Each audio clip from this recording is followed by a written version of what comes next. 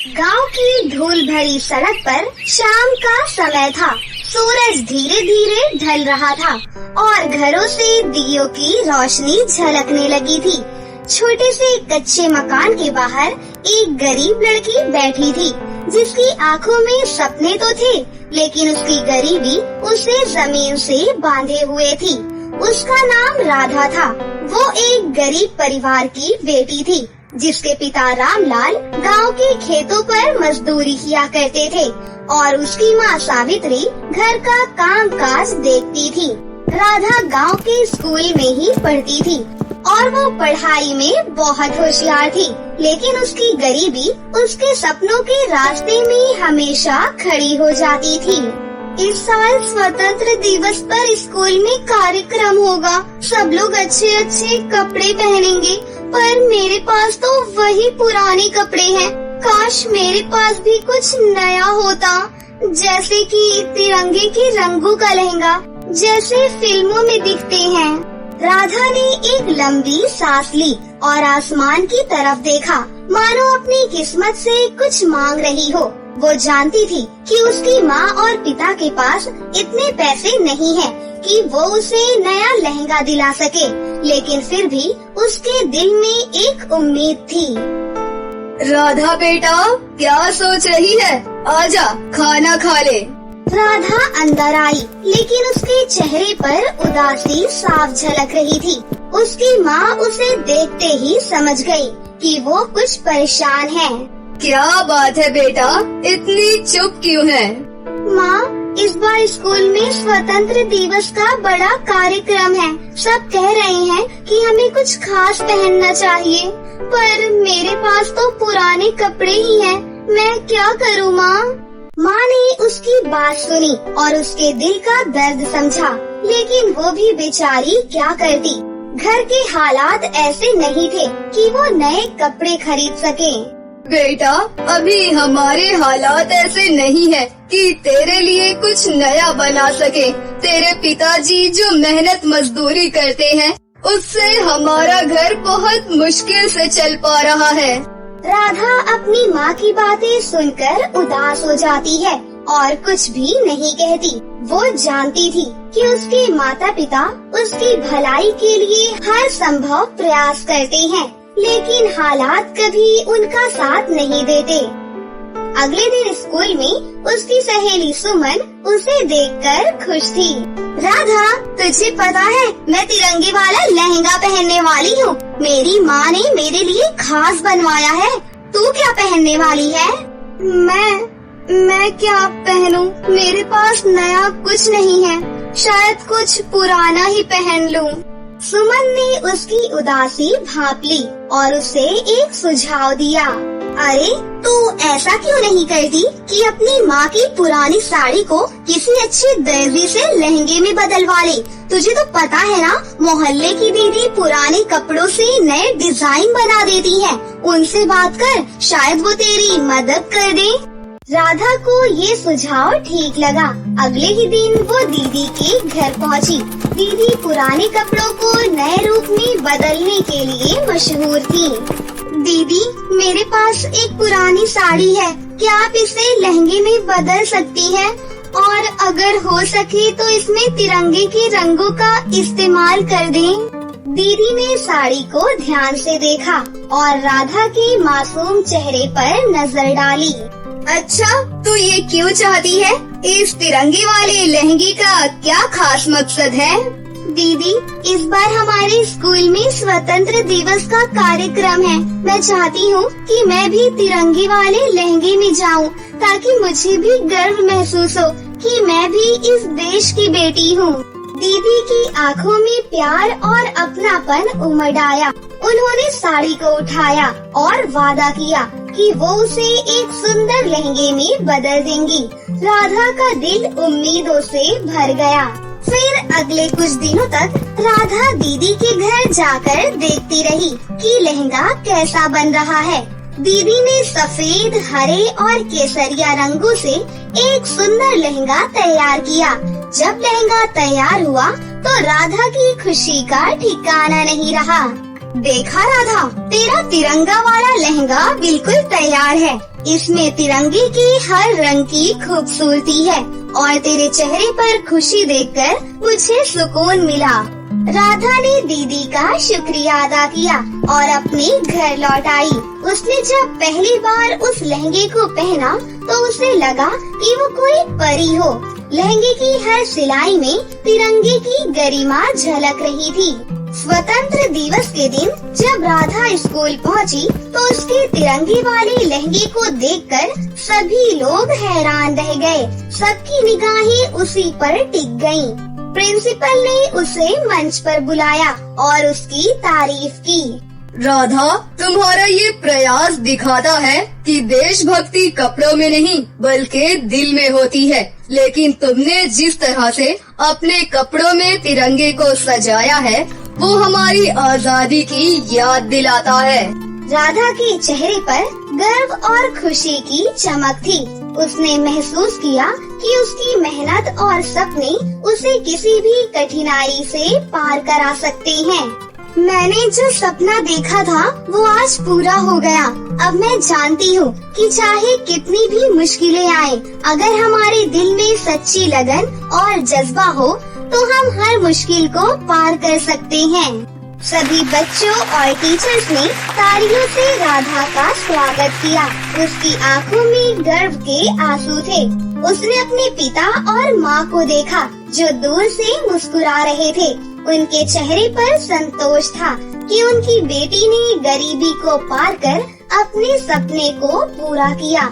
और इस तरह राधा का तिरंगा वाला लहंगा न केवल एक कपड़ा बना बल्कि उसकी मेहनत, लगन और देशभक्ति की पहचान भी।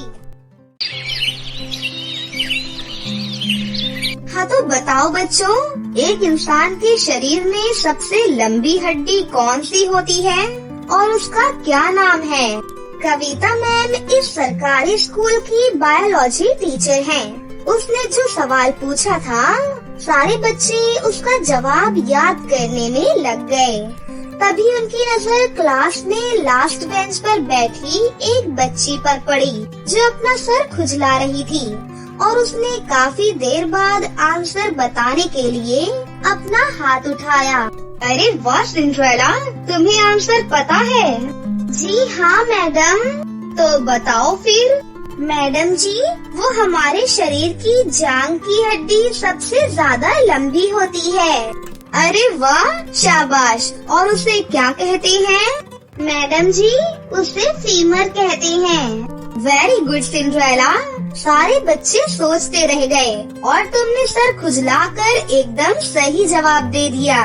कविता मैम की ये बात सुनकर वहाँ मौजूद सारे बच्चे हंसने लगे और उनकी हंसी सुनकर सिंड्रेला उदास हो गई। कविता मैम को समझ ही नहीं आया कि उन्होंने ऐसा क्या कह दिया कि सारे बच्चे हंसने लगे और सिंड्रेला मायूस हो गई। फिर अगले दिन, बच्चों, आज का सवाल है कि एक स्वस्थ इंसान का दिल 1 मिनट में कितनी बार धड़कता है? बच्चे फिर से जवाब याद करने की कोशिश करने लगे कि तभी सिंड्रेला ने सर खुजलाते हुए हाथ खड़ा किया। अरे वाह सिंड्रेला, फिर से शाबाश। बताओ उत्तर क्या है? मैडम, 60 से लेकर 100 बार तक। वेरी गुड सिंड्रेला, तुम्हारा दिमाग तो बहुत तेज दौड़ता है। कविता मैम के मुंह से अपनी तारीफ सुनकर सिंड्रेला बहुत खुश हुई। पर तभी किसी शरारती बच्ची ने कहा, हाँ, इसका दिमाग बहुत तेज दौड़ता है क्योंकि इसके सर में जुए भी तो उतनी ही तेजी से दौड़ती हैं। उस बच्चे की बात सुनकर फिर से क्लास के सारे बच्चे हंसने लगे। अब की बार कविता मैम ने भी ये बात सुन ली थी। उन्होंने उस शरारती बच्ची को बहुत डांट लगाई और फिर उन्होंने सिंड्रेला की तरफ देखा जो लगातार रोए जा रही थी। तो उन्होंने जाकर उसे समझाकर चुप करा दिया। फिर कुछ दिनों के बाद स्कूल में परीक्षाएं हुई। लेकिन सिंड्रेला जो क्लास में सारे सवालों के जवाब सही देती थी, वो 100 में सिर्फ 40 नंबर ही ला पाई। उसके नंबरों को देखकर कविता मैम हैरान थी, तो उन्होंने सिंड्रेला को अपने पास बुलाया और पूछा, सिंड्रेला, ये क्या है बच्ची? तुम्हें तो हर सवाल का जवाब पता होता था, फिर परीक्षा में क्या हुआ? इतने कम नंबर? सॉरी मैडम, आगे से ऐसा नहीं होगा। देखो, तुम रो मत, मुझे बताओ क्या दिक्कत है? तुमने पढ़ाई नहीं की थी क्या? मैडम जी, पढ़ाई तो बहुत की थी, मुझे पढ़ना भी पसंद है, लेकिन क्या? मैडम, ये जुए मुझे पढ़ने नहीं देती, मेरे सर में बहुत सारी जुए हैं, इसी वजह से मैं सारा दिन अपना सर खुजलाते रहती हूँ और इन जुओं की वजह से ही कोई बच्चा मुझसे बात नहीं करता और न ही कोई मेरे साथ बैठता है। सारा दिन वो लोग मेरा मजाक उड़ाते रहते हैं। सिंड्रेला की बात सुनकर कविता मैम ने पहली बार उसके सर को ध्यान से देखा, तो उन्होंने भी महसूस किया कि वाकई सिंड्रेला के सर में बहुत सारी जुएं हैं और साफ साफ दिखाई दे रही हैं। तुम परेशान मत हो बेटा, सब कुछ ठीक हो जाएगा। तुम अपनी पढ़ाई पर ध्यान लगाओ और हाँ, कल अपने मम्मी पापा को अपने साथ यहाँ स्कूल लेकर आना। ठीक है मैडम जी। अगले दिन सिंड्रेला अपने माता पिता को स्कूल लेकर आई। नमस्ते मैडम जी। नमस्ते जी, मैंने आप दोनों को सिंड्रेला के बारे में कुछ बात करने के लिए बुलाया है। देखिए, आपकी बेटी पढ़ने में बहुत होशियार है, लेकिन फिर भी उसकी सारी मेहनत बेकार हो जाती है। वो बस जैसे तैसे पास ही हो रही है। जी हाँ मैडम जी, सिंड्रेला ने बताया हमें, वो बेचारी अपने सर के जुओं से बहुत परेशान है। सिंड्रेला ने हमें बताया था कि वो सारा वक्त अपने सर में खुजली करती रह गई और उतने में पेपर का समय पूरा हो गया, जबकि उसे सब कुछ आता था, पर फिर भी वो सब कुछ नहीं लिख पाई। हाँ, तो यही बात तो मैं आप दोनों से कहना चाहती हूँ कि सिंड्रेला को अपने सर की सफाई रखनी चाहिए और आप दोनों को इस बात पर ध्यान देना चाहिए। नहीं मैडम जी, बात वो नहीं है। वो अपना सर हमेशा साफ रखती है, रोज नहाती भी है, पर जुएं उसके सर से जाती ही नहीं। उसकी इस बीमारी से तो हम बहुत परेशान हैं। देखिए, एक बात तो समझ लीजिए कि ये कोई बहुत बड़ी बीमारी नहीं है।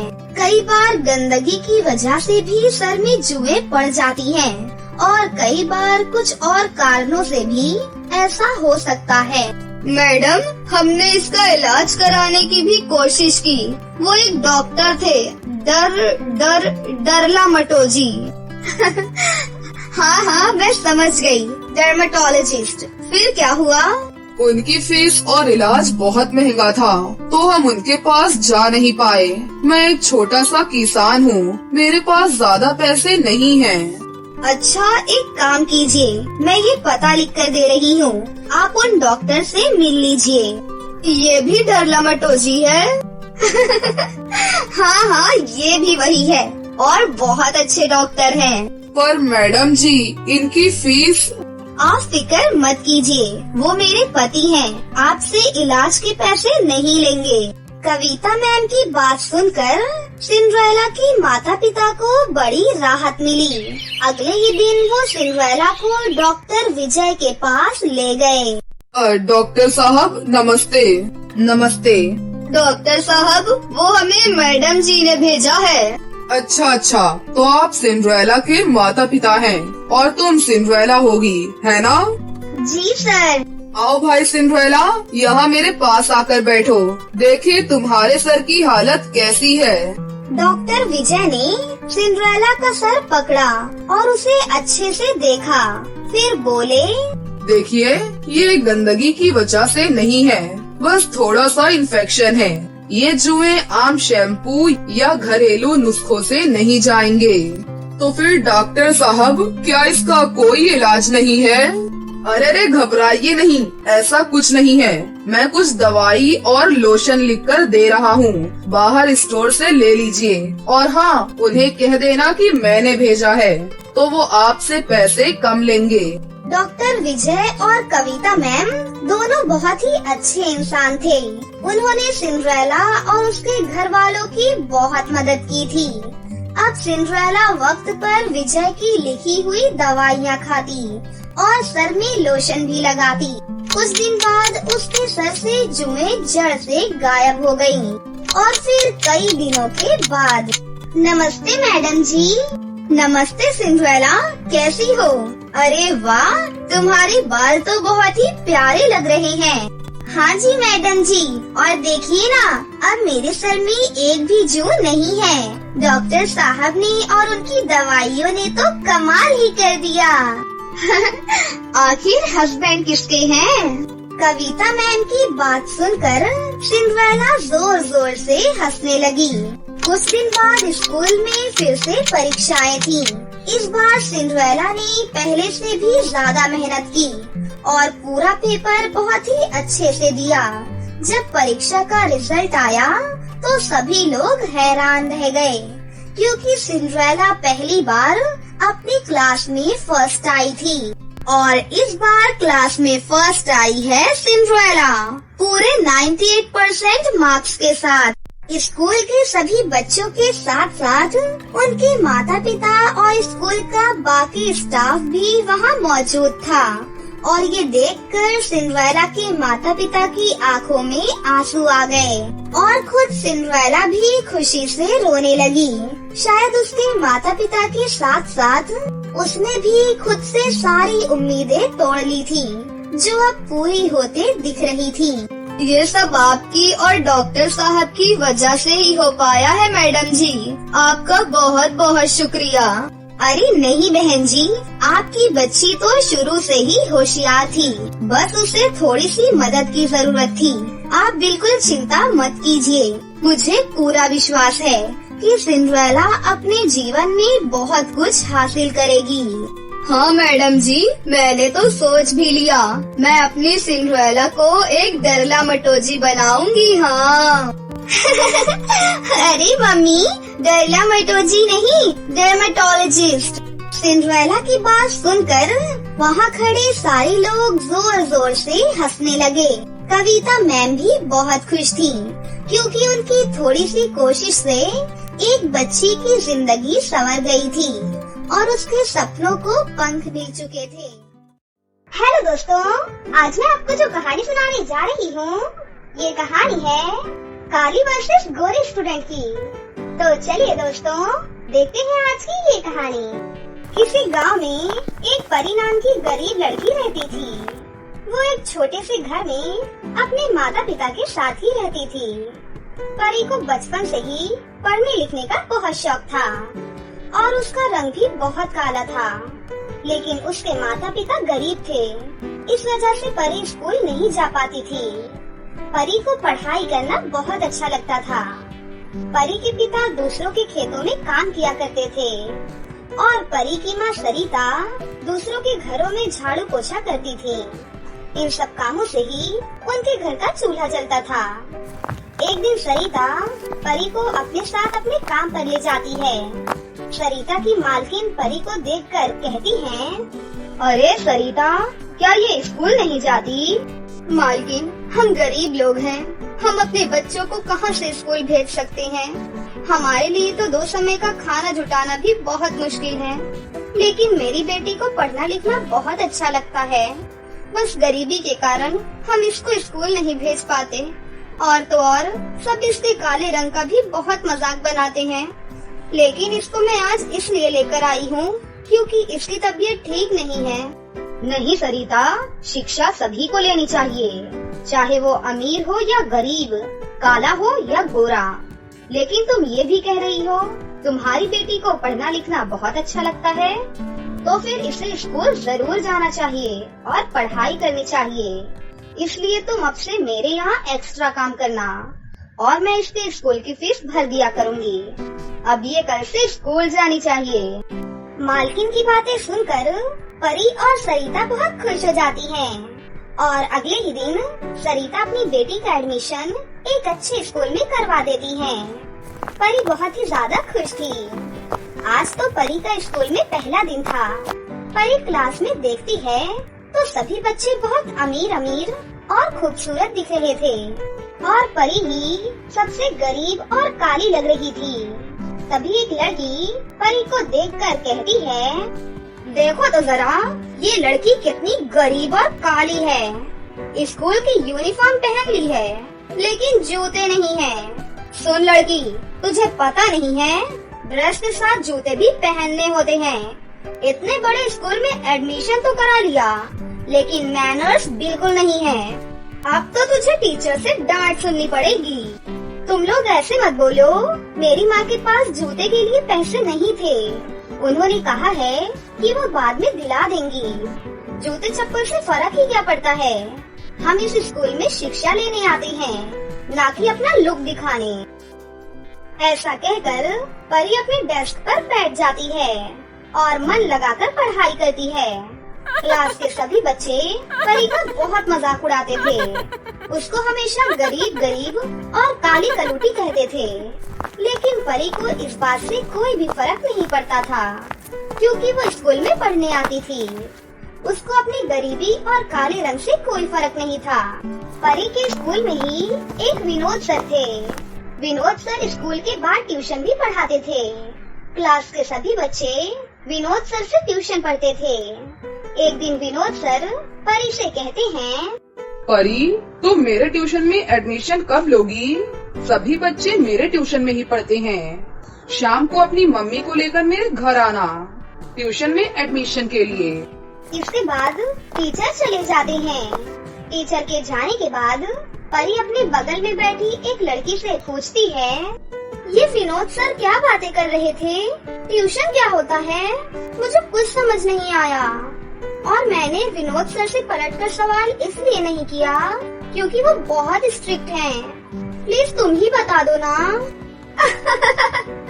देखो तो जरा इस गरीब काली कलूटी को, इसको तो ट्यूशन के बारे में भी नहीं पता। अरे बुद्धू, ट्यूशन में भी स्कूल के जैसे ही पढ़ते हैं, लेकिन तुझे कहाँ पता होगा। तू तो एक गरीब काली लड़की है ना। लेकिन तू गरीब हो या अमीर, तुझे विनोद सर से ट्यूशन पढ़ना ही होगा। नहीं, मुझे ट्यूशन की कोई जरूरत नहीं है। अगर ट्यूशन में भी स्कूल की जैसी पढ़ाई होती है तो वो मैं घर पर ही कर लूंगी। फिर मुझे ट्यूशन जाने की क्या जरूरत। अगर तूने विनोद सर से ट्यूशन नहीं ली और अगर तू शाम को अपनी मम्मी के साथ नहीं आई तो तुझे कल ही पता चल जाएगा। परी घर जाकर अपनी माँ को सारी बातें बताती है। ट्यूशन के बारे में सरिता को भी कुछ नहीं पता था, इसलिए शाम हो जाने के बाद सरिता और परी दोनों विनोद सर के घर जाते हैं। तभी विनोद सर कहते हैं, सुनिए सरिता जी, ट्यूशन की फीस 2000 है और आपको फीस एडवांस देनी पड़ेगी। पर सर, मैं बहुत गरीब हूँ। स्कूल की फीस भरने के लिए भी मुझे बहुत मेहनत करनी पड़ती है, इसलिए आप ट्यूशन की फीस थोड़ी कम कर दीजिए। देखो, तुम्हारे घर की आर्थिक स्थिति जो भी हो, उससे मुझे कोई लेना देना नहीं है। क्लास के सभी बच्चे मेरे पास ट्यूशन पढ़ने आते हैं। आपकी बेटी तो अलग नहीं है, उसे भी ट्यूशन लेना ही पड़ेगा। आप कहीं से भी पैसे दो, लेकिन मुझे पैसे चाहिए। आज नहीं तो थोड़े दिन बाद दे देना, लेकिन इससे ट्यूशन पढ़ना ही होगा। सरिता कैसे न कैसे करके कुछ एडवांस फीस भर देती है। ऐसे ही कुछ दिन बीत जाते हैं, लेकिन सरिता के पास ट्यूशन की फीस के पैसे इकट्ठे नहीं हो पाते। एक दिन विनोद सर परी पर ट्यूशन क्लास में बहुत जोर जोर से चिल्लाते हैं, तुमने मुझे क्या समझ रखा है? मैं क्या तुम्हें फ्री में पढ़ा रहा हूँ?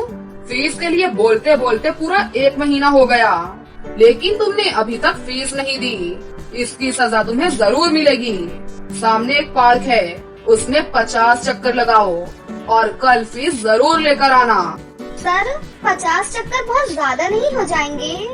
लेकिन मेरी माँ ने तो आपसे पहले ही कहा था कि ट्यूशन की फीस देने के लिए उनके पास पैसे नहीं हैं। वो स्कूल की फीस जमा करा रही हैं वही बहुत बड़ी बात है। आपने सभी बच्चों को डरा कर रखा है। और तो और, अगर बच्चे आपसे नहीं पढ़ेंगे तो आप उन्हें फेल कर दोगे। मुझे आपके बारे में सब कुछ पता चल गया है। आप बच्चों को डराते धमकाते हैं। एक शिक्षक को ऐसा बिल्कुल नहीं करना चाहिए। इतना कहकर परी अपने घर वापस आ जाती है और अपने बिस्तर पर लेट जाती है। परी विनोद सर के अत्याचार से बहुत परेशान हो चुकी थी, इसलिए वो अपने माता पिता से कहती है, माँ, पिताजी, विनोद सर बहुत ज्यादा बुरे हैं। मैंने तो कभी नहीं सोचा था कि एक टीचर ऐसे भी हो सकते हैं। और तो और, हमने अगर ट्यूशन की फीस नहीं दी तो वो मुझे एग्जाम में फेल कर देंगे। अरे ऐसा कुछ नहीं होगा, वो तुम्हें डरा रहे हैं बस। अगर तुम पढ़ोगी और लिखोगी और अच्छे से मेहनत करोगी तो वो तुम्हें कभी फेल नहीं करेंगे। जिस दिन मुझे सैलरी मिलेगी मैं उस दिन ट्यूशन की फीस जमा करवा दूंगी। अब तुम जाओ और पेपर की तैयारियां करो। परी अपनी माँ की बात समझ जाती है और वो बहुत लगन से पढ़ाई करती है। परी एग्जाम बहुत अच्छा देती है और कुछ दिन बाद रिजल्ट भी आ जाता है।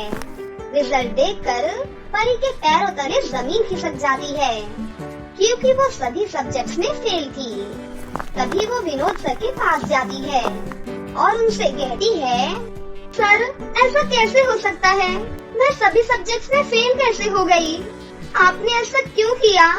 आपने थोड़े से पैसे कमाने के लिए मेरा पूरा साल बर्बाद कर दिया। मेरी माँ ने पाई जोड़कर मेरे स्कूल की फीस भरी थी सर।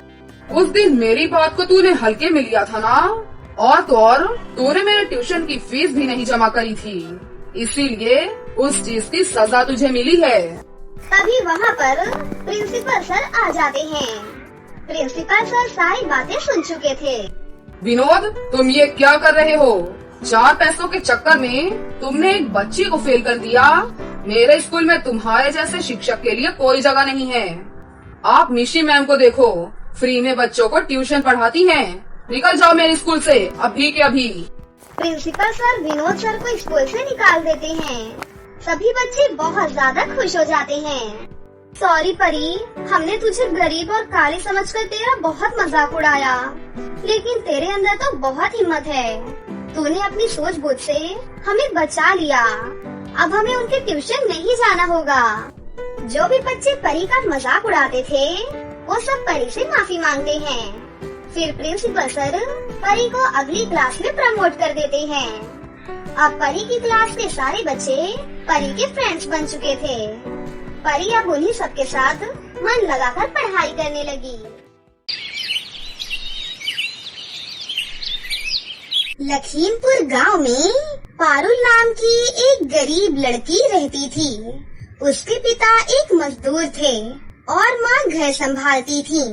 पारुल गांव के ही एक स्कूल में पढ़ती थी। पारुल की क्लास टीचर रश्मि मैडम बहुत ही अच्छी थी। सभी बच्चे उससे बहुत प्यार करते थे, लेकिन उनका ट्रांसफर कहीं और होने के कारण आज स्कूल में उनका आखिरी दिन था। गुड मॉर्निंग मेरे प्यारे बच्चों, आज मेरा इस स्कूल में आखिरी दिन है। अब तुम्हारी नई टीचर कामिनी मैडम तुम्हें पढ़ाएंगी। आप सब बच्चे बहुत अच्छे हो और खासकर पारुल तुम अपनी पढ़ाई मत छोड़ना। अच्छा, अब मैं चलती हूँ। आप सब बच्चे अपना अच्छे से ख्याल रखना और खूब मन लगाकर पढ़ाई करना।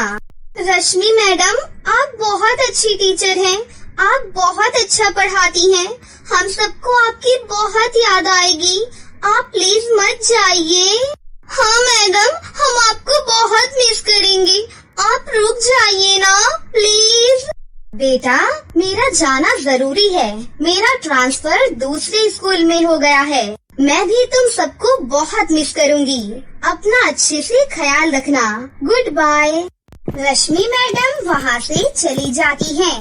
उनकी जगह कामिनी मैडम उस स्कूल में पढ़ाने आती हैं। कामिनी मैडम बहुत ही गुस्से वाली और खड़ूस स्वभाव की थी। कामिनी मैडम क्लास में आती हैं तो देखती हैं कि सभी स्टूडेंट्स स्कूल ड्रेस में थे, जबकि पारुल फटे पुराने कपड़ों में ही स्कूल में पढ़ने आती है। ए लड़की, इधर आ। तुम्हारी यूनिफॉर्म कहाँ है और तुम घर के कपड़े पहनकर क्यों आई हो? मैडम, बेचारी पारुल बहुत गरीब है। अभी इसके पास यूनिफॉर्म खरीदने के पैसे नहीं है और प्रिंसिपल मैम ने इसे कुछ दिनों के लिए छुट्टी दी है, इसलिए ये ऐसे ही पढ़ने आती है। जब इस गरीब की औकात नहीं है यूनिफॉर्म लेने की, तो फिर ये पढ़ने ही क्यों आती है? तुम गरीब होते ही गंदी नाली के कीड़े हो और वही ठीक लगते हो। अभी मैं तुझे बताती हूँ। यहाँ कामिनी मैडम पारुल की खूब पिटाई करती हैं और उसे सजा के तौर पर क्लास से बाहर कर देती हैं। पारुल रोते हुए हाथ ऊपर करके खड़ी रहती है। पारुल गरीब थी, इसलिए उसकी नई क्लास टीचर उससे बहुत बुरा बर्ताव करती थी। गरीब कहीं की, तुझे कितनी बार कहा है कि क्लास में सबसे पीछे वाली बेंच पर बैठा कर। मैं तेरी शक्ल देखती हूँ तो मेरा सारा दिन खराब हो जाता है। बेचारी पारुल चुपचाप पीछे जाकर बैठ जाती है। कामिनी मैडम का गुस्सा हर दिन स्कूल स्टूडेंट्स पर निकलता था, लेकिन पारुल को तो हर रोज उसका शिकार होना पड़ता था। हालात ऐसे हो गए कि अब तो पारुल को स्कूल आने में भी डर लगता था। ऐसे ही कुछ दिन बीतते हैं। अपनी टीचर के बुरे बर्ताव की वजह से पारुल एक दिन स्कूल ना जाकर एक नदी के किनारे बैठकर रोने लगती है। कामिनी मैडम बहुत बुरी है। जब देखो डांटती ही रहती है। मुझसे तो ऐसे नफरत करती है जैसे मैंने गरीब होकर कोई पाप कर दिया। काश मेरे पास कोई शक्ति होती तो मैं उन्हें अच्छा सबक सिखाती। तभी एक साधु वहाँ पर आता है और वो पारुल की सारी बातें सुन लेता है। बेटी, तुम उदास मत हो। मैं तुम्हें ऐसी जादुई शक्ति दूंगा जिससे तुम्हारे सारे कष्ट दूर हो जाएंगे।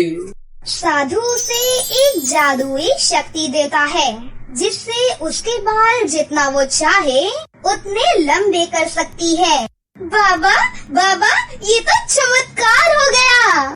पारुल खुशी खुशी अपने स्कूल जाती है और वहाँ जाकर ये बात सभी बच्चों को बता देती है। कुछ देर बाद कामिनी मैडम क्लास में आती हैं। वो जैसे ही ब्लैक बोर्ड पर कुछ लिख रही होती हैं, तभी पारुल अपने लंबे बाल बढ़ाते हुए उसकी पीठ पर चोटी काट लेती है। कामिनी मैडम पीछे मुड़कर देखती हैं। फिर वो ब्लैक बोर्ड की तरफ देखकर पढ़ाने लगती हैं। कुछ देर बाद पारुल फिर से उनकी पीठ पर चोटी काट लेती है। लगता है कपड़ों पर चींटी चढ़ गई है। उफ, अब मुझसे तो और नहीं पढ़ाया जाता। ऐसा करती हूँ, आज कुर्सी पर बैठकर आराम करती हूँ। वैसे भी इन गरीबों ने कौन सा पढ़ लिख कर कलेक्टर बन जाना है। पारुल की इस हरकत को देख सभी बच्चे मन ही मन मुस्कुरा रहे थे। फिर मैडम टेबल की तरफ देखकर कहती हैं, ओफो, ये मेरा टेबल कितना गंदा है। ए गरीब लड़की, चल इधर आ और इसे जल्दी से साफ कर। जी मैडम, लेकिन उसके लिए मुझे वहाँ आने की जरूरत नहीं है। तभी पारुल अपने बाल बढ़ाती है और टेबल तक ले जाती है और क्लास में सबसे लास्ट बेंच पर बैठे बैठे ही टेबल को साफ कर देती है। उसके लंबे बालों को देखकर कामिनी मैडम डर जाती हैं। ये क्या है? घबराइए नहीं मैडम, ये मेरे लंबे बाल हैं। दरअसल हमारे परिवार को वरदान मिला हुआ है कि जब भी कोई 10 साल का हो जाता है तो उसके बाल अपने आप लंबे हो जाते हैं। ये कैसा वरदान है? कामिनी मैडम डर के मारे स्टाफ रूम में चली जाती हैं।